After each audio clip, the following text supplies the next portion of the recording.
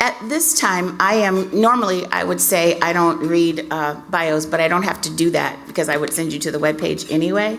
And who in this room, honestly, who in this room doesn't know Kim Foxx? Right. But I have the distinct honor and privilege of bringing up the person who knows her quite and very well, and that would be Cook County President Tony Preckwinkle.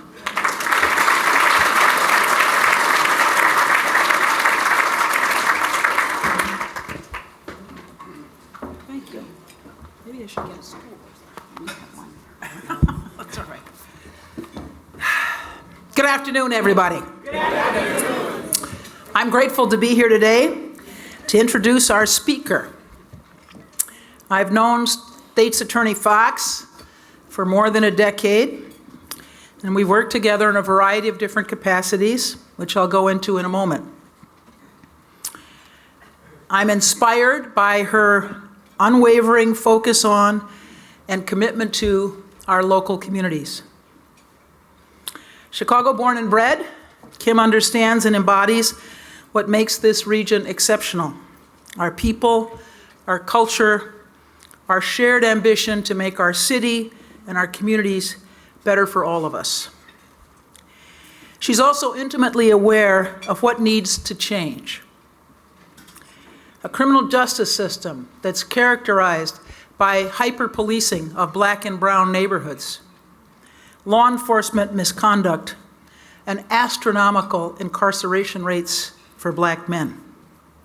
Not to mention, of course, endemic racism and disinvestment, a legacy that continues to impact communities of color and their safety and stability. Throughout her career, State's Attorney Foxx has remained focused on thoughtful, equitable policies and programs that focus on people and build safe communities.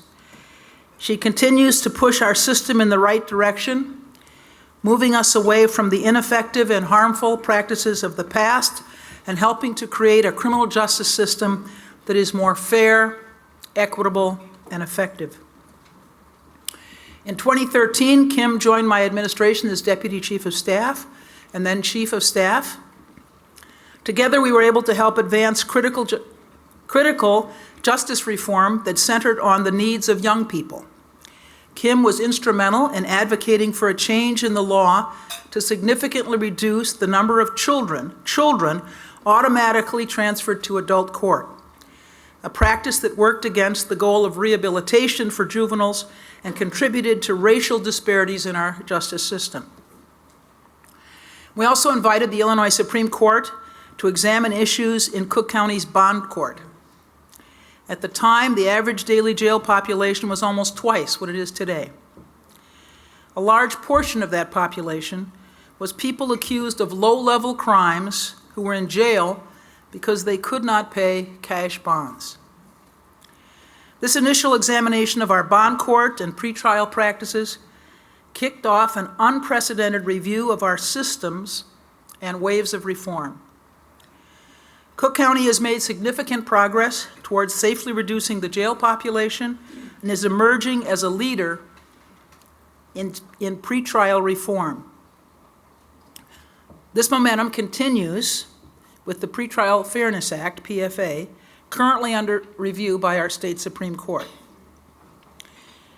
As the leader of our state's attorney's office, Kim has continued to work with fellow stakeholders on reforms and initiatives that improve the outcomes for residents and communities. Her administration has developed innovative, equitable policies and programs that focus on justice and prioritize community safety. This has included bond reform, a cannabis conviction relief initiative, the creation of a gun crime strategies unit, and a strategic response to the increased levels of gun violence. She's led her office through one of the most turbulent and unprecedented times in recent history, with a global pandemic and a national surge in gun violence, which has profoundly impacted our local communities. During this time, she's focused on collaboration, community outreach, and transparency.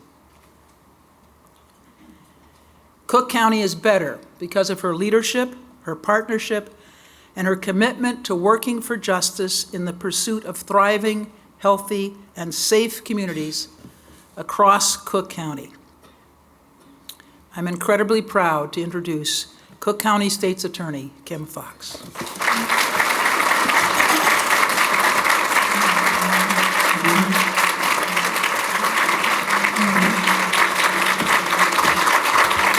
Go get him. We're gonna be fine.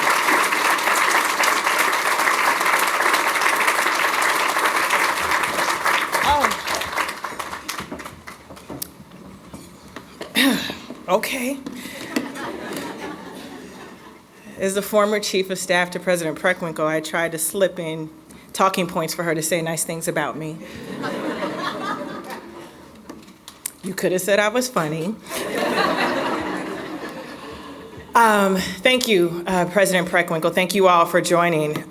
Point of privilege in my gratitude to President Preckwinkle. When I met her over a decade ago, I had just left the state's attorney's office after a 12-year career where I served as a line assistant and ultimately as a supervisor. And in 2013, after the loss of my mother, where I was trying to figure out how I can be impactful and have meaning in a criminal justice system, and one in which I had worked for a dozen years, I was somehow called, not by the president, but something, to the president's office. What she said when I first met her to quash the lore that somehow how we knew each other was that I like public defenders.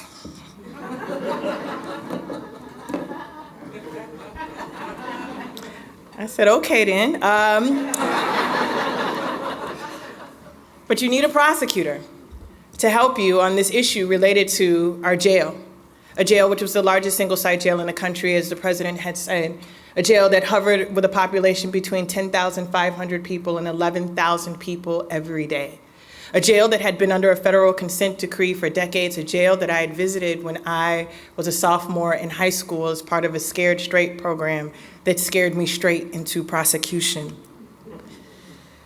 And she took a chance on me, a supervisor from juvenile court coming, having never worked at this level of government, and hired me as her deputy chief of staff. And within 6 months, I was her chief of staff. And for 2 years, I worked with a boss who suffers no fools,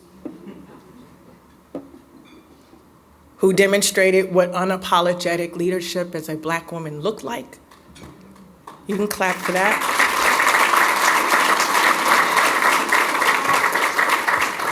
Who, no matter whether we were at the City Club or the Economic Club, the Boys Club, or on 79th, the speech was the same. She speaks the same. And so what she knows is that I have a speech prepared, 2, actually. I'm not gonna read either one of them.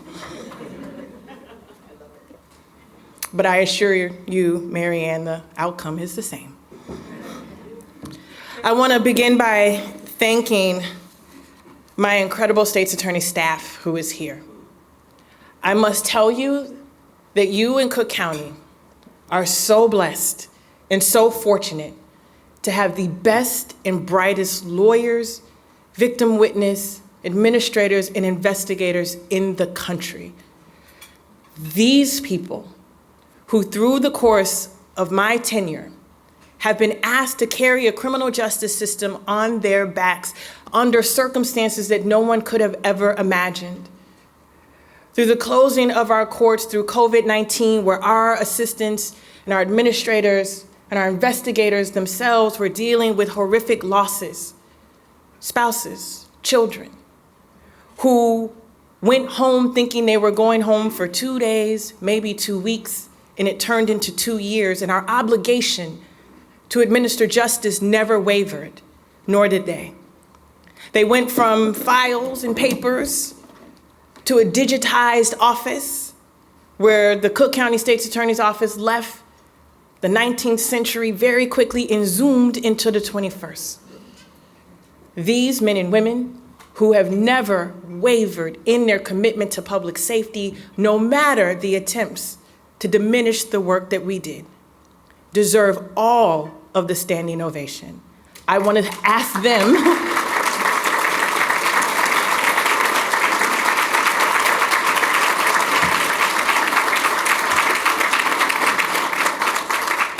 to be recognized for their leadership, for their work in what has been truly, truly trying times. Additionally, I want to acknowledge and thank my family. My father and my stepmother are here with us today, as are two of my 4 children, Sydney and Kendall. When I took this job back in 2016, Kendall was 9 years old. She's 17 now. She wants a car now. And Kai is now 20 and a sophomore at Illinois State University.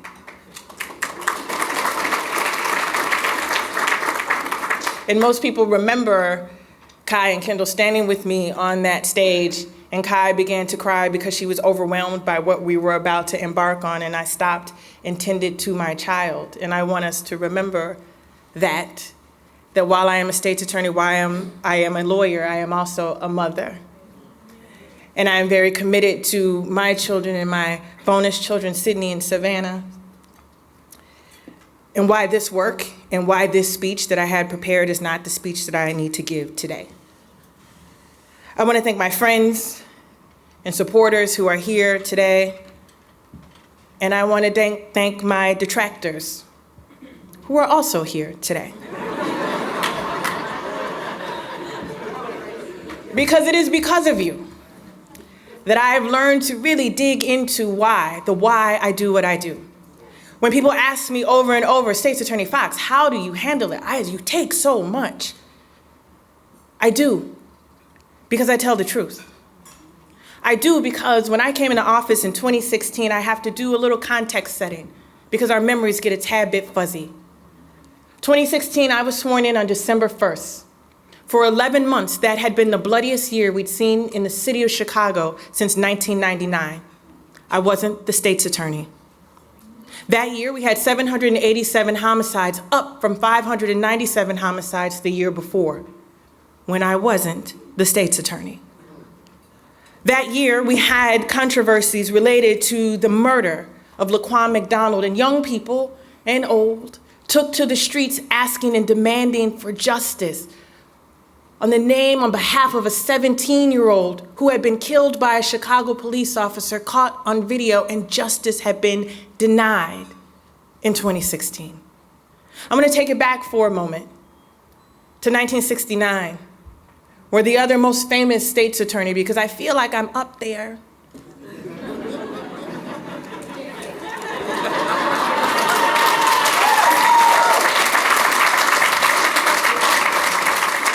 In 1969, Edward Hanrahan was the state's attorney who signed off on the warrants that led to the murders of Fred Hampton and Mark Clark. And I mention that because in the course of the last couple of years, I've heard people mentioning other people's names as somehow disgraceful upon the office of the state's attorney, and I have to say, not, we have to go back to Fred Hampton and Mark Clark. I go back to 2016 when I ran for office, and less than 1% of elected prosecutors out of the 2,400 prosecutors across this country, less than 1% were women of color. 2,400, less than 1% women of color. 79% white men, 16% white women, 4% men of color. I knew when I showed up and put my hand on that Bible at the Harold Washington Library as a Black woman from Cabrini that my presence alone was disruptive. I didn't look like the other state's attorneys, and I did not intend to act like them either. I came on a mandate to acknowledge what the system was supposed to be. As a prosecutor, my job is to be a minister of justice. My job is to ensure that communities like the one that I grew up in were healthy, safe, and thriving. What is often talked about in my bio is that I am a child who grew up in a single-parent household a teenage mom who had 2 children by the time that she was 18, that I lived at 624 West Division in the Cabrini Green Public Housing Project, that at the age of 6 until I was 8, I was sexually abused and assaulted. When I was in high school, we moved earlier from Cabrini to Lincoln Park, and for year after year after year, I moved from apartment to apartment to apartment because I could not afford where I stayed. And for 6 months in my junior year of high school, I was homeless. This might sound eerily familiar to many of our CPS students because I see some of our folks here. I lived the life of a gifted student who came from circumstances that were incredibly difficult. I had every criminogenic factor to end up in our criminal justice system, every single one. And people, when I tell this story, say, Kim, how did you make it? And it is based on the supposition that I was supposed to fail. And that supposition about my failure is not because of my work ethic or how hard my mother tried to provide for me. It is because we recognized that the system of education that provided a school in Cabrini that was not equal to the school in Lincoln Park was a failure for Black and brown students. It was based on the supposition that we know that public housing policies that trap people into poverty leads to criminogenic factors. That I didn't make up. It is based on the supposition that we know that these factors, when we look at young people today in the very neighborhoods that are impacted by crime and violence, where we say, why can't they just do better? We know why. Because I shouldn't be the inspiration. I should be the expectation. So when I came into office, I did center that lived experience. I centered what did it mean to be the first Black woman elected state's attorney, to be the first Black person elected to the state's attorney's office in a criminal justice system that saw 77% of the people in our jails Black. That saw the overwhelming number of people who are the victims of violent crime Black. To see a system where we were overrepresented, but when I was an assistant state's attorney, I was one of a few. To have worked in that office for 12 years and walk down halls and see pictures of people who could have been my cousin or my uncle, either as victims or as defendants. And to say that while I am a lawyer and a policymaker, that I must lead centering the people who are impacted by our decisions. Because it was proximate, because I could touch it. Because I could not go to work in the morning and not have a good dinner with my grandmother in Washington Park that night and keep doing what others had done. The policies that somehow feel disturbing were rooted in people who had never had access to power. And so for me, that's where we began. In 2016, I was not the cause for the most bloody year since 1999. We can all agree on that, no? I like to do a little fact checking. Former Leader Durkin, we can agree on that, no? And in 2017, crime went down. Violent crime, homicides went down. That was my first full year in office. In 2018, violent crime went down again, more than it did in 2017, my second year in office. In 2019, it might surprise you that violent crime, homicides, went down again for the third year that I was in office.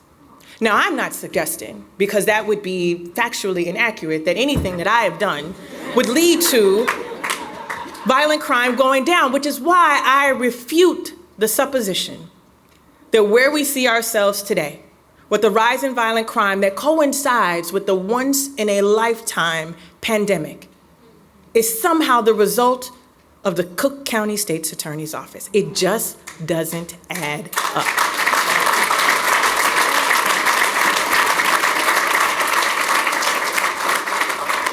It just doesn't.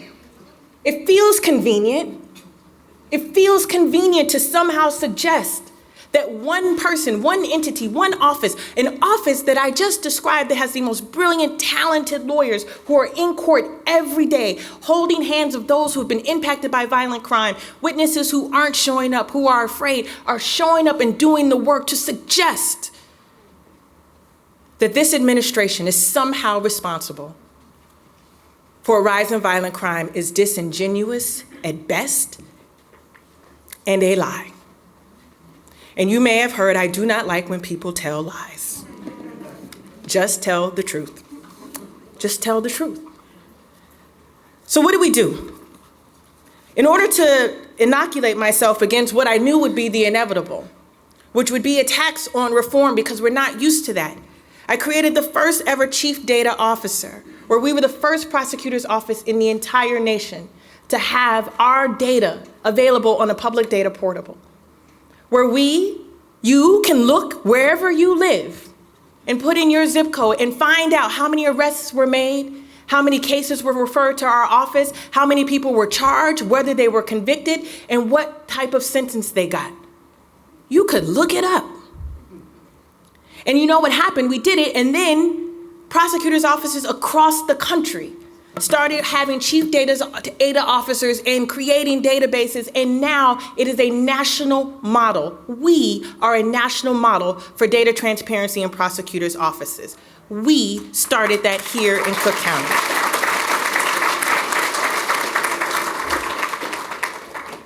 We had the first ever Chief Diversity and Equity Inclusion Officer here at the Cook County State's Attorney's Office back in 2017, before the murder of George Floyd, before it became in vogue to say that we're talking about diversity, equity, inclusion. We did it in 2017 because we knew that the work that we were doing was impacting those communities, and to ignore the fact that race and class and poverty did not impact our decisions would require us to put on blinders and continue with policies that were failing.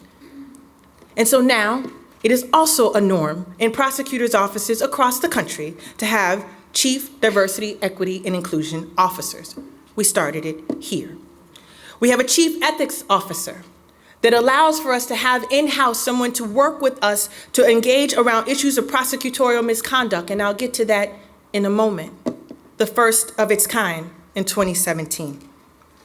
We also had a number of policies that have already been talked about by President Preckwinkle related to marijuana, for example, where we knew that people were being arrested, Black people were being arrested for marijuana at a rate 7 times that of whites.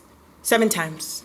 So we stopped prosecuting those cases, and what did we do? We worked with the state legislature to pass marijuana legalization and embedded in the legislation, first of its kind, automatic expungement and vacation of convictions for anyone who had previously been convicted for amounts that were now legal. It had never happened. 15,000 people in Cook County alone had their convictions vacated.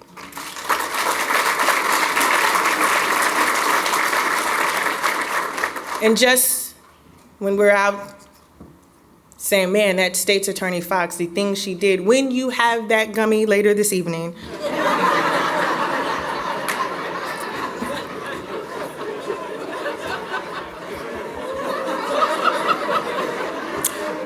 you welcome.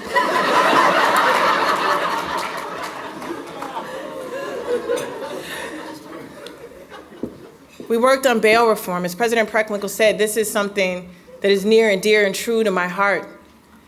And the work that we were doing on bail reform subsequently led to efforts across this state in the historic passage of the Pretrial Fairness Act that should have gone into effect on January 1st. But you will be surprised to know that there was litigation that was started to stop the implementation of bail reform here in Illinois by other states' attorneys.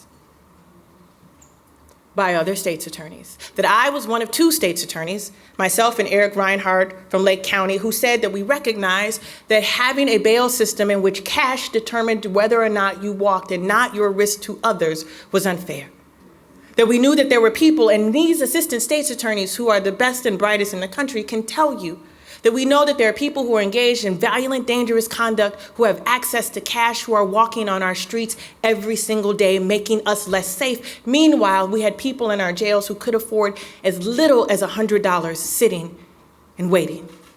And the implication of that is not just the money, because then what ends up happening is they plead guilty to crimes that they may not have been found guilty of because they're trying to go home. And the overwhelming majority of those people are Black and brown. Without apology, my efforts on bail reform were centered in the Black and brown community. And when the Supreme Court, and I feel with all measure of confidence, finds that the act is constitutional, Cook County stands ready to implement the first of its kind legislation in the United States that has eliminated cash bail. We look forward to the day.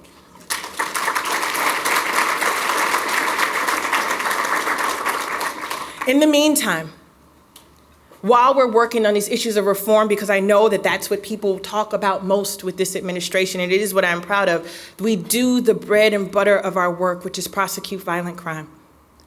In the course of my tenure, we have seen some horrific violence, and there are assistant state's attorneys in this room who stood up to the challenge. To First Assistant Risa Lanier, who has been my rock during this work, who right before the pandemic closed the doors, tried the case of the man who murdered Commander Bauer, and he was found guilty. Risa Lanier worked on that case.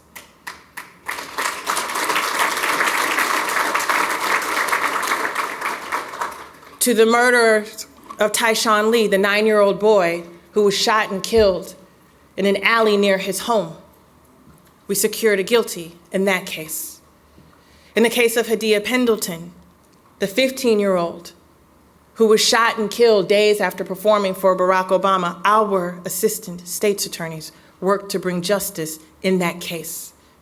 You will not find a prosecutor's office in this state that has tried more murders, gun cases, or violent crime cases than the Cook County State's Attorney's Office. I dare you to find one.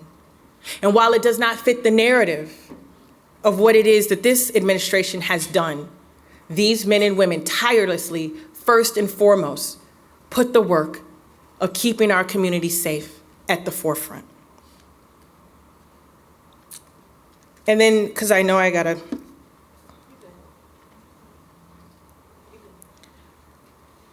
and then there's the work that we've done around wrongful convictions. And it seems that that is what's caused the most consternation from those who struggle with my leadership. I spend a lot of time, I'll just address the elephant in the room. People ask me a lot about one case. I'm gonna let you guess. They ask me over and over again, State's Attorney Foxx, do you have any regrets about the Class 4 non-violent felony against a D-list actor who committed a crime against himself?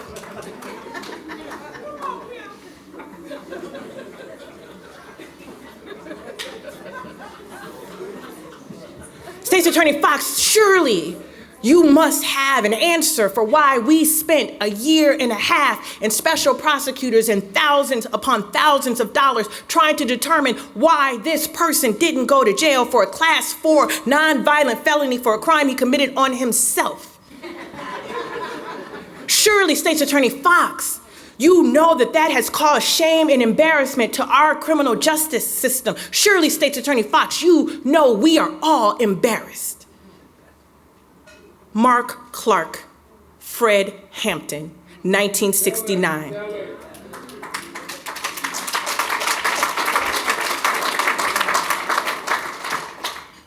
I mean, I'm not here to judge where we put our priorities, but the fact that I have been asked and that more ink has been spilled by editorial pages and newspapers and reporters that probably when I leave this earth, my epitaph, my obituary will mention Jussie Smollett makes me mad.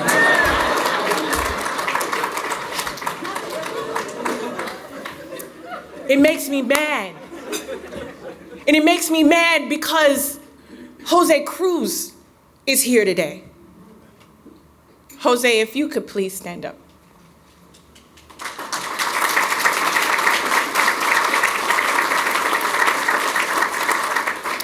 Why does it make me mad that you asked me more about what happened with Jussie than you did about what happened to Jose Cruz? Because Jose Cruz spent almost 30 years in prison on what he believed would be a life sentence for a crime that he didn't commit because he was framed by a corrupt Chicago police detective. That I met Jose Cruz last summer when I went to Stateville Prison to deliver a commencement address for the inmates there.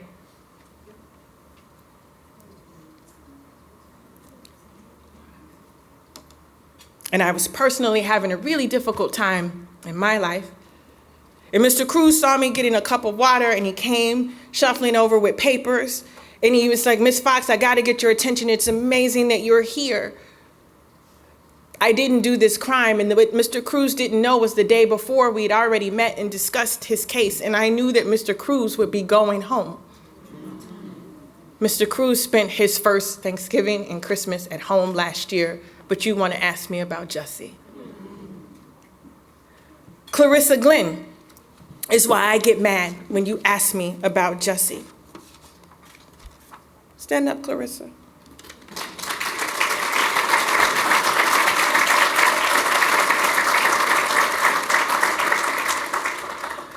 Clarissa Glenn lived in the Ida B. Wells public housing projects and was the victim of a corrupt police sergeant, Ronald Watts. Clarissa Glenn was given a case in which she knew she was innocent and was convicted, and not only her, but her husband. Clarissa Glenn is like me, she's a mother. And the impact that the wrongful conviction of herself and the imprisonment of her husband had on her boys. That when we did the first ever mass exoneration in this county back in 2017, the first ever, everyone applauded as though it was a human interest story. And then I met Clarissa at our next mass exoneration. And Clarissa said to me, "Ms. Foxx, I appreciate what you are doing, but you know what has never happened? No one has ever apologized to me for what they did to me and to my family." And I stood before that podium and I publicly apologized for a conviction that I did not secure, but that the system procured. And it has never been lost on me that these are not public or human interest stories. These are indictments of a system that allows for people to prey on people in public housing, do what they will, and nothing happens.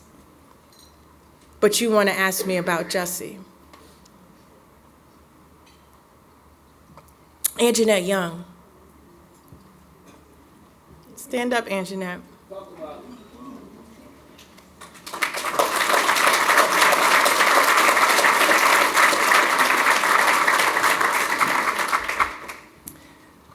When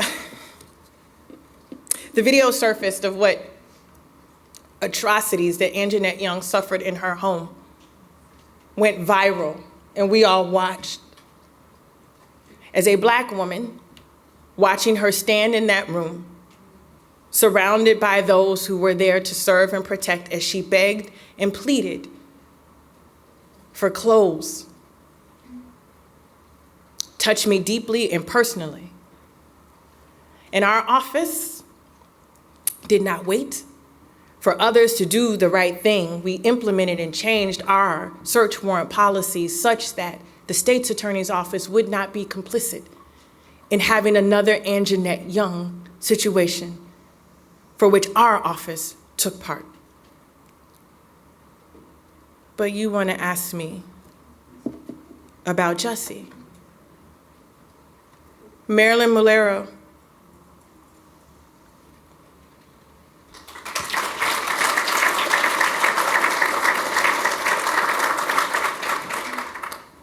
Went to prison for a crime in which she didn't commit as a young girl, spending the majority of her formative years there, a crime she didn't commit, in which she was wrongfully convicted based upon the evidence and the testimony of a corrupt police officer. And Marilyn is home and advocating not just for herself, but for the others who have been wrongfully convicted. But you want to ask me about Jussie. And lastly, Adolfo Davis. Adolfo, are you still here? Yeah.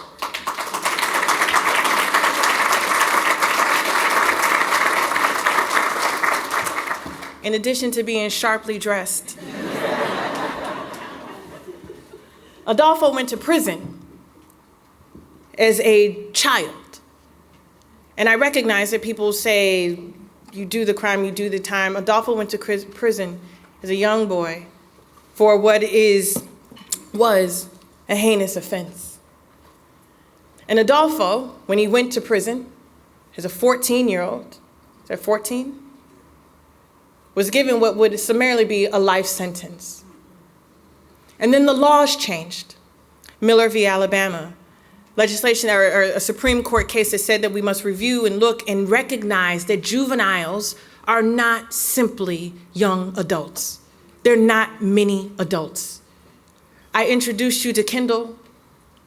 She's 17. She is not a mini adult. And I don't say that simply because she has not committed a crime that I am aware of.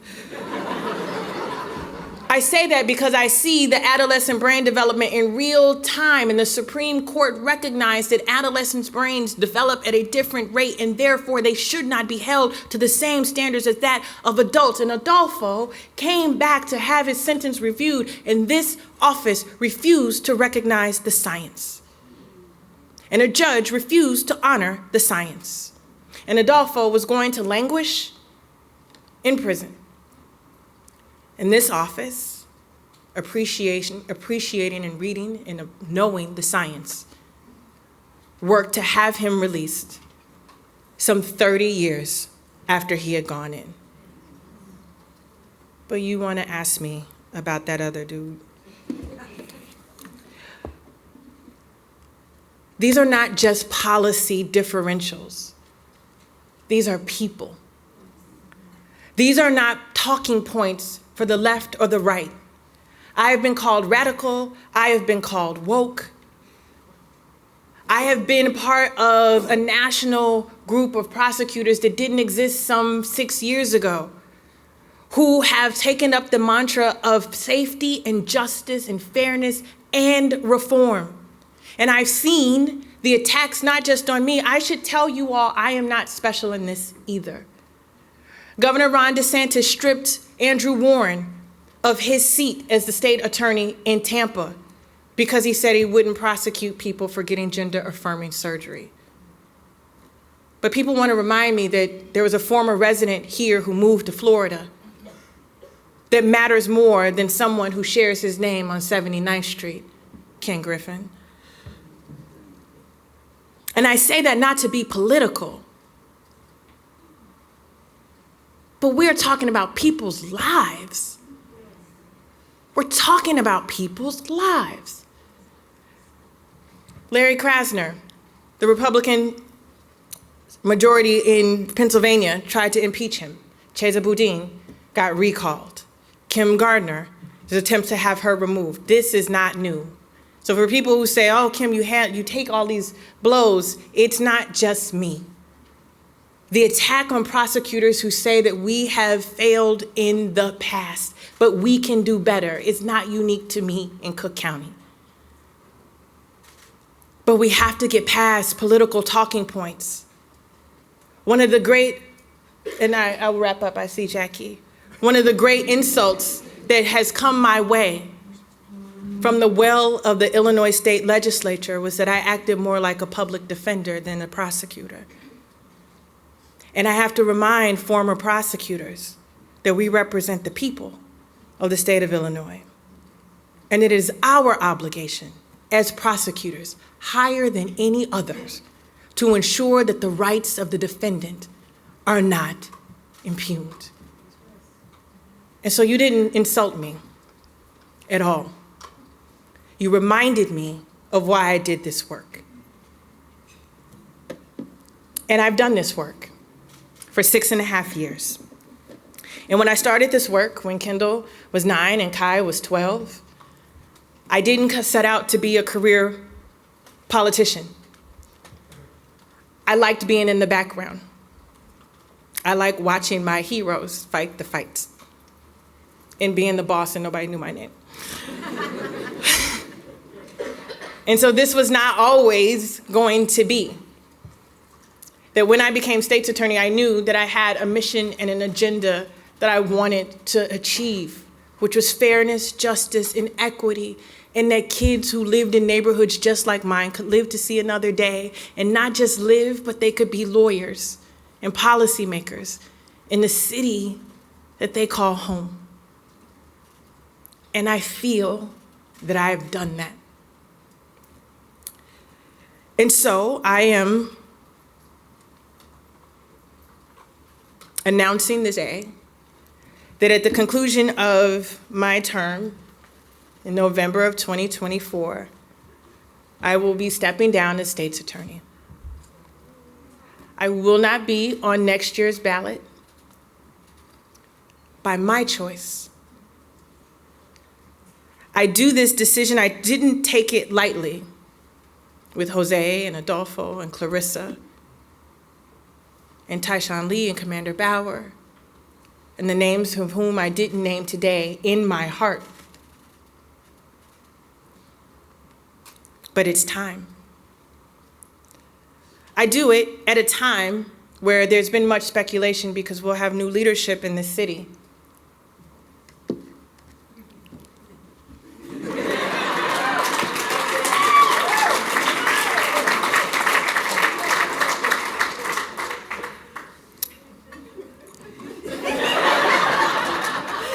Where Mayor-elect Johnson is the man for the moment. And I met with Mayor-elect Johnson yesterday and I informed him of my decision to not run again. And I promised him my commitment that for the next 18 months that we in this brilliant, beautiful office for whom I have the privilege of serving would be there to work hand in hand with him to keep our community safe. And people, I just should say, were wondering, like, how is it that Mayor-elect Johnson won when crime is at the heights that we see right now? It reminded me of 2016. It reminded me of 2016. That the people who were most impacted by the criminal justice system and the failures to keep them safe want something different. And so while it is our desire to elevate the voices of those who wanted something different and didn't get what they wanted, we're gonna lift the voices of those who have been system impacted and said that this is what they want and give them what they want. And I leave now with my head held high, with my heart full, knowing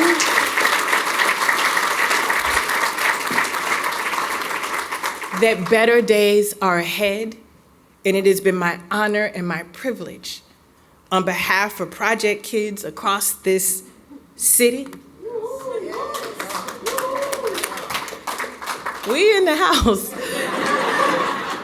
Liz Thompson, they don't know. They see you as philanthropist. You from Cabrini, baby. They don't know. But I do this on behalf of those kids who are dying in our streets right now, whose potential we are losing out on because of our failed policies and practices. That it has been my honor and my privilege to represent them with the fullest. And that in my next lifetime, my advocacy for these issues will not waver, my commitment will not be done, but you will simply be able to call me Kim. Thank you so very much.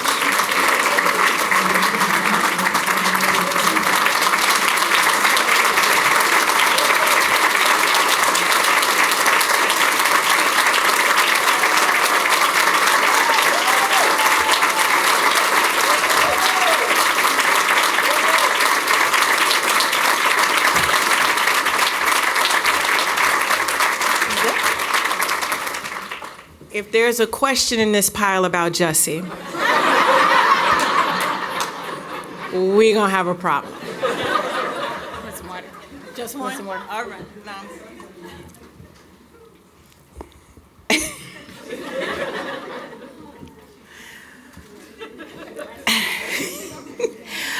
So Maya Angelou says many things, but one of the things that she said is, if you want to get started, the best way to do so is to stop talking and to start doing. Kim, you started doing a long, long time ago, and she's not done yet, just so you know. I won't ask for another round of applause because I know everybody's looking like you all are late. I won't look at President Preckwinkle. I'm gonna blame that on you. Okay. I was remiss in, our CEO, Dan Gibbons, is taking some much-deserved time off. He's not here, but and a number of our staff is here, Amanda and MB, and this doesn't happen without them. So to the Maggiano staff and to the City Club staff, thank you so much. You can applaud them.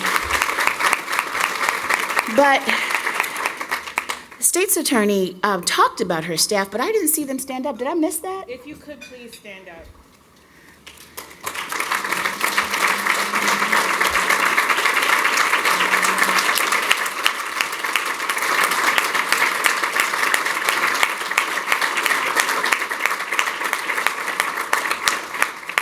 Thank you all for your service.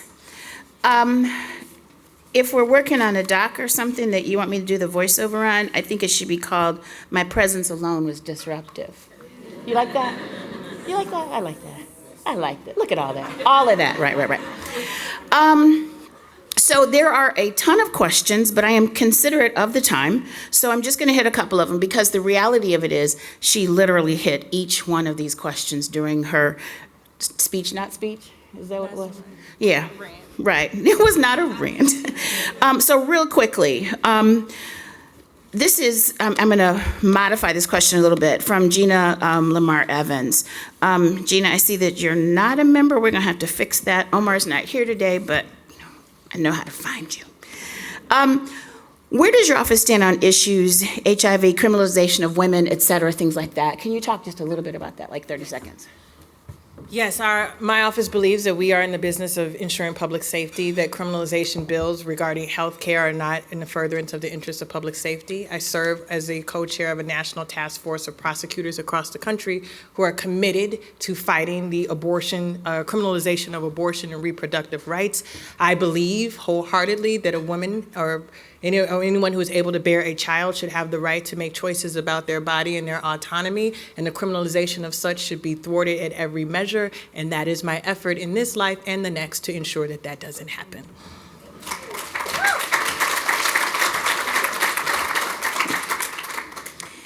Leslie Honore is here. She is the CEO of Urban Gateways. Leslie, wave your hand.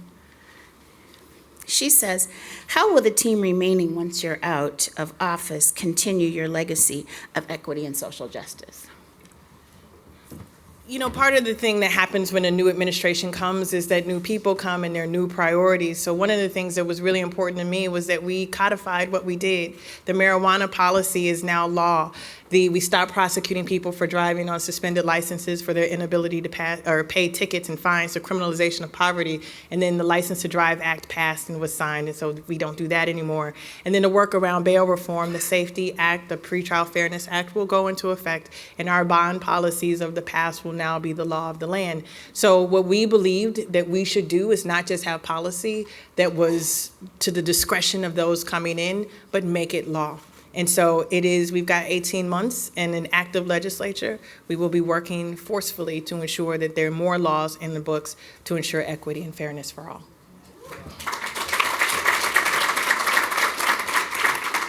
I'm going to do two questions here so you can mesh them together. They're not related, though. One is, just because I know you're that talented. One is, what advice did you share with Mayor-elect Johnson for his first 100 days? What advice did you give him? And then the next one is, I think I already know the answer to this, but just for everybody else, what is your proudest moment in office?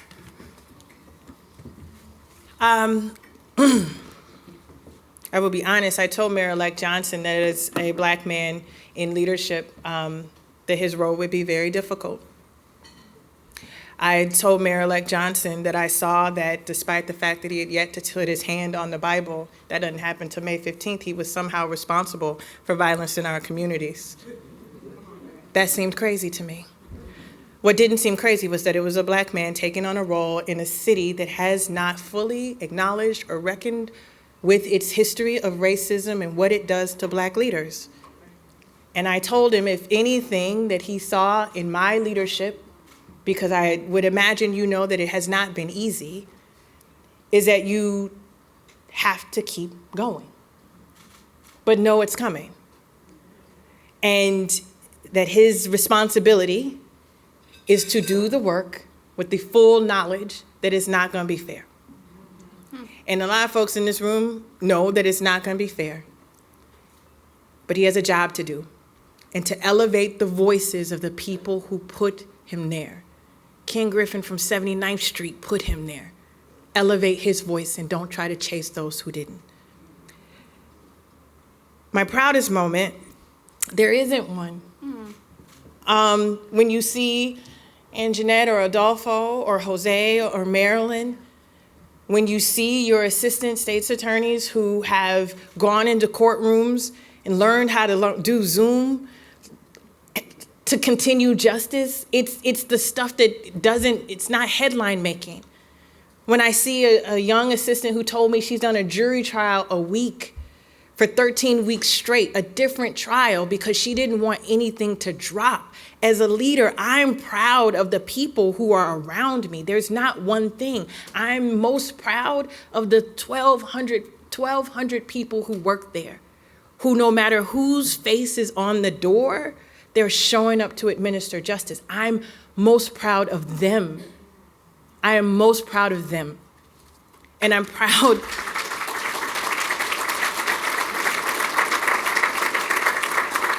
And I'm proud that even when people try to diminish me in the name of something political, they don't waver. And so I am proud to be a leader of the most elite legal team in the entire United States.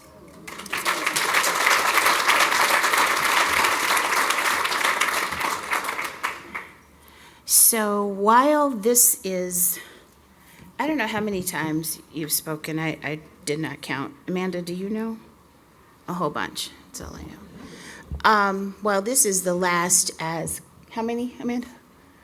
4 or 5, something like that. No, I'm gonna be back next year. We got 18 months. Okay, so yes, you can come back again, but you were kind of stealing my thunder, man. I was trying to. Because they'll say she's leaving tomorrow. I heard the rumors. But that's not what I said.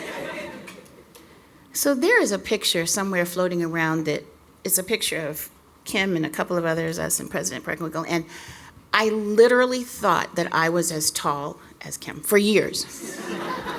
True story, she knows it. I really thought I was as tall as her. And I saw this picture, and it was before I had to stop wearing heels.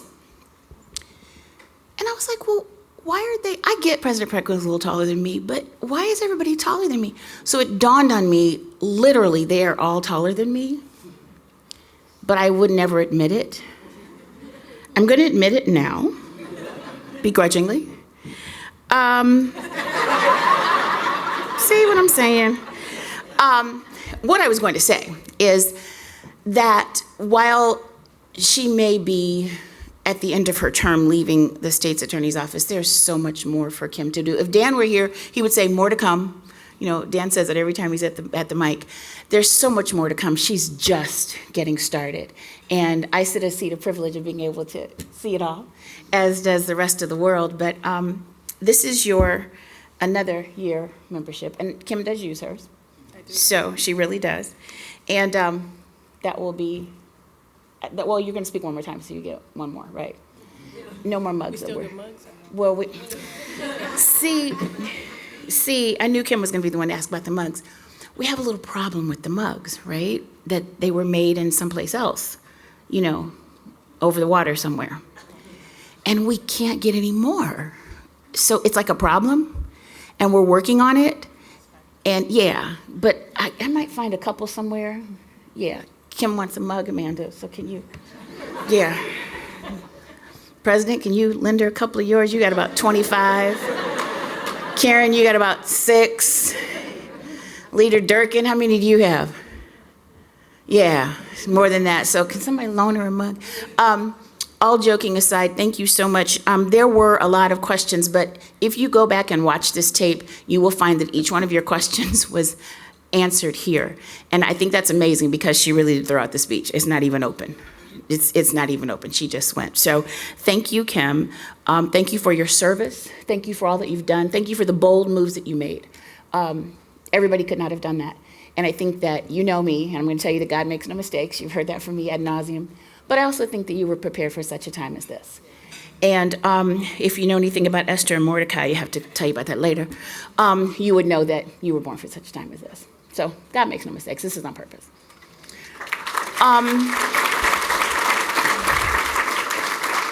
We are so far over time that I'm sure somebody's gonna give me the hook for it.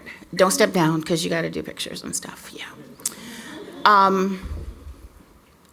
Every City Club luncheon is not going to be jovial and laughing and, you know, lots of fun stuff. Sometimes this public affairs stuff is tough. And I believe that each one of us probably needs to go back and watch this again, because you couldn't have heard everything. Because what she poured into us today was some tough stuff.